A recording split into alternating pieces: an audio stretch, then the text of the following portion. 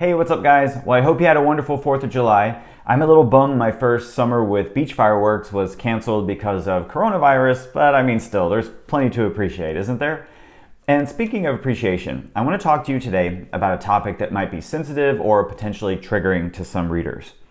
When I was in my early 20s building my real estate practice, I had a broker that did a good job of keeping us on our toes about issues that could get us into hot water. And it seemed like we had a real estate attorney at every other sales meeting as a guest speaker who would warn us about the latest hot topics. And at the time it felt like they were just trying to scare us, but looking back I can see they really did want to keep us out of trouble. Now, one time we were warned that HUD could accuse us of discriminating against protected classes if our client mix was, for example, too white.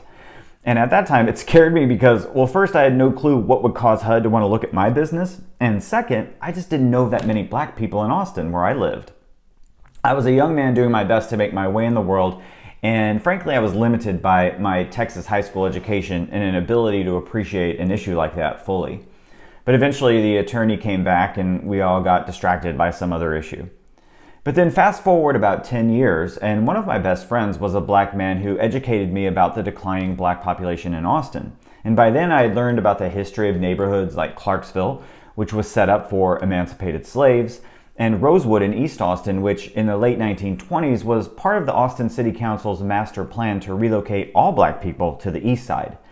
And obviously I knew about redlining and blockbusting, but I can't say I ever gained a full appreciation for the role my own industry played in Austin's lack of diversity, which persists to this day.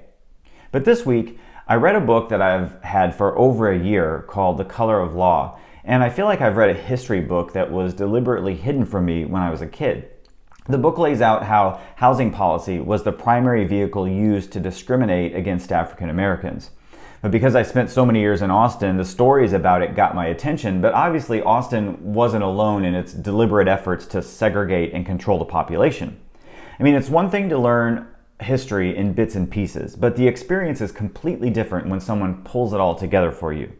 Now, The Color of Law has so many jaw-dropping moments that I knew I had to make sure you at least knew about it. For example, did you know that zoning laws were created in St. Louis as a way for the wealthy to prevent people of color from moving near them? And today most people fight over zoning laws without understanding why we have them in the first place. Or did you know that HOAs were initially created as a sneaky way to legally discriminate against black people? And what about this? Did you know that the Realtors Code of Ethics at one time stated that you were not to show houses to buyers whose presence would be detrimental to property values because of their race? In other words, it was unethical for you to show houses to black people in white neighborhoods. Now, truth be told, there were many times when I was just disgusted as I made my way through the book, but I'm glad that I was finally exposed to our history in this way so that I could gain a new sense of appreciation for what's happening in society today. In fact, I can see now why Austin's black population declined like it has.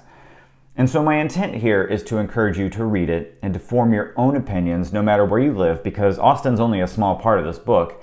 And while most of my readers are in the real estate industry, even those of you who aren't will walk away with a new appreciation for what's happening in our culture at this moment. And then you can take any action that you feel personally inspired to take from a much more informed position. Well, you guys, I'd love to hear from you, especially if you've already read The Color of Law. Was your jaw on the ground repeatedly as you went through it like mine was? Definitely leave me a comment before you go, and let's get out there and think bigger this week.